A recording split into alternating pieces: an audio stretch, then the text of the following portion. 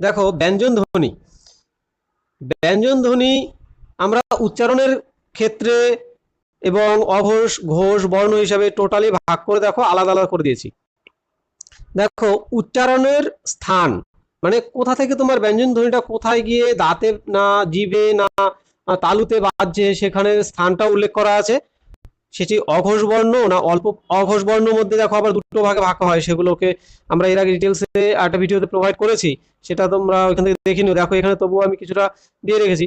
অঘোষ বর্ণকে দুটো ভাগে ভাগ করেছি, এখানে অল্প প্রাণ আরটা হচ্ছে মহাপ্রাণ। আবার ঘোষ বর্ণকে অল্প প্রাণ মহাপ্রাণ এবং নাসিক্য বর্ণ হিসাবে এখানে ভাগ করা যায়।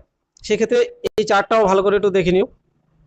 উচ্চারণের স্থান কণ্ঠ থেকে যেটা উচ্চারণ হয়, কণ্ঠ, সেই কণ্ঠ থেকে অর্থাৎ গলা, সেখান থেকে উচ্চারিত হয় ক।